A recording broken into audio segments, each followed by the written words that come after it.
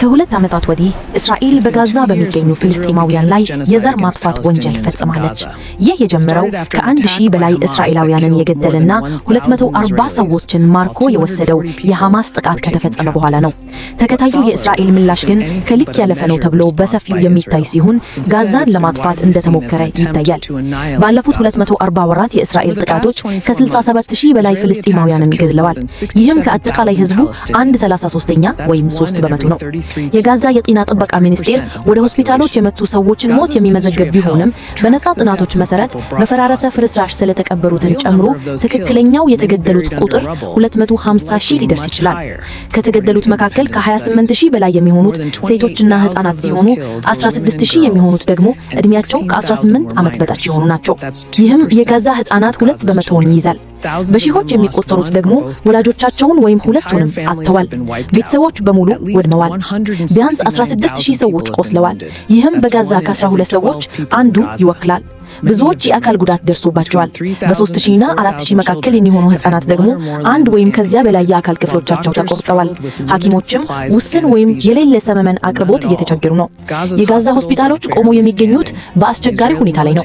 የእስራኤል ጦር ብዙ የጤና ባለሙያዎችን በመግደል ሁሉንም ሆስፒታልና ክሊኒክ ማለት ይቻላል አጥቅቷል።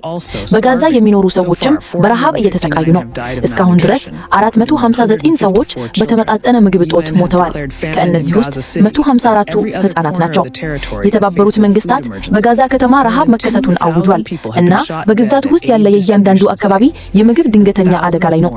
2000 በላይ የሚሆኑ ሰዎች በእርዳታ ማከፋፈያ ጣቢያዎች ላይ በጥይት ተገድለዋል እና በሺዎች ቆስለዋል።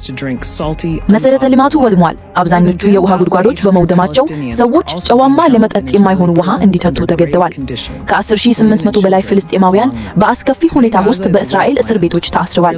ከእነዚህም መካከል ሴቶችና ህፃናት ይገኙበታል። ዛሬ ጋዛ በረሃ ሆናለች። ወደ ግማሽ ሚሊዮን የሚጠጉ ቤቶች ወድመዋል ወይም ተጎድተዋል። አብዛኞቹ የመኖሪያና የንግድ ህንፃዎች ከመሬት ጋር ተስተካክለዋል። ይህም በቢሊዮን የሚቆጠር ዶላር ጉዳት ያደረሱ ያልፈነዱ ፈንጂዎች ያሉበት በሚሊዮን የሚቆጠሩ ቶን ፍርስራሾች መኖሩን ያመለክታል። ከጥቅምት 2023 ጀምሮ እስራኤል ከየብስ ከባህርና ከአየር ባደረገቻቸው ከ21760 በላይ ጥቃቶች ጋዛን መታለች። ከ100,000 ቶን በላይ የሚመዘን ፈንጂ ጥሏል። ይህም የረጅም ጊዜ የአካባቢ አደጋ ሊያስከትል ይችላል። የዘር ማጥፋት ወንጀሉን ለመመዝገብ የሞከሩት ጋዜጠኞችም ኢላማ ሆነው ተገለዋል። ጋዛ በአሁኑ ወቅት ጋዜጠኛ ለመሆን በዓለም ላይ እጅግ ገዳይ ስፍራ ሆናለች። ጦርነቶችን በሚከታተለው ACLED መሰረት በዚህች ትንሽ ስፍራ ከ22000 በላይ የፖለቲካዊ ሁከት ክስተቶች ተከስተዋል። ይህም ጋዛን በዓለም ላይ እጅግ አደገኛ ስፍራ ያደርጋታል።